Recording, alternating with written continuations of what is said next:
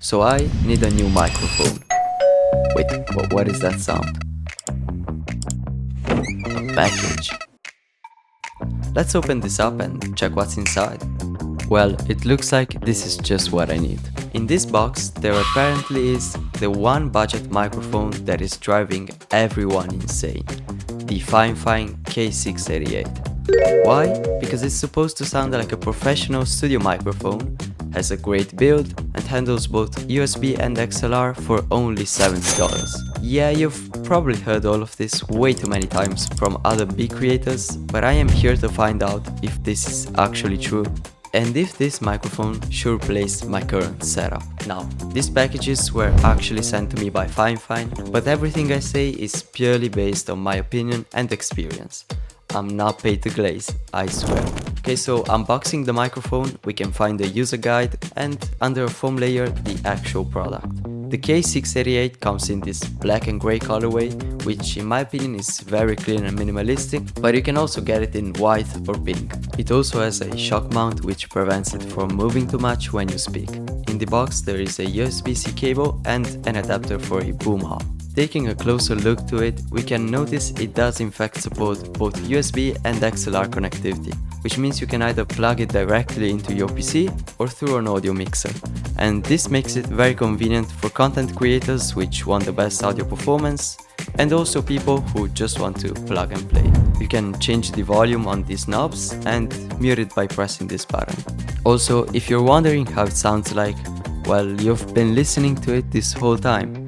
Comparing it with my older AM8, which is also from fifine, we can see the build difference, and I'll also give an audio test so you can see the difference between them later in the video. Anyways, I installed the microphone onto my current mic arm and it looked really good, but then I noticed this isn't from fifine. Yeah, that's where this package comes in. This is the BM88, a microphone arm that is meant to be minimal and not as bulky as other overhead arms. From there, the low profile branding. Inside there is once again a manual and the actual arm cut into pieces so you can assemble it like a Lego. First we have the clamp that anchors it to the desk, and then we have the two pieces that can rotate up to 360 degrees, as well as a ball head that attaches to the microphone. Now let's remove the old one and get started on the installation. We start off by clamping this bracket to the desk. And remember to not apply too much pressure, just the right amount. We then slide in the other part and tighten it a little on the base so it doesn't just fall out. Now we add the ball head and finally attach the microphone to the arm. And well, that's it. I was also surprised at how easy this is to install. It literally took like 5 minutes. I can say I really like how it fits my setup. It just looks right. It's functional, so if I don't want to use it, I can just close it, and it reaches very far. So if you have a very big desk or you speak very far from its edges, you still don't have any problems. You can also hide the cables in the provided cable management trays to make it look cleaner. Now, going back to the performance, I think it would be a great idea to compare it to my older AM8 because a lot of people, when searching for a budget mic, stumble upon these two. And I think a clear comparison may finally end this debate. Okay, so this is how I sound like on my older AM8, and this is how I sound on the K688. As you can probably hear, this one has better voice isolation, sounds warmer, and just delivers a more high quality overall experience. Is it better than something like a Shure SM7B though? Well, it depends.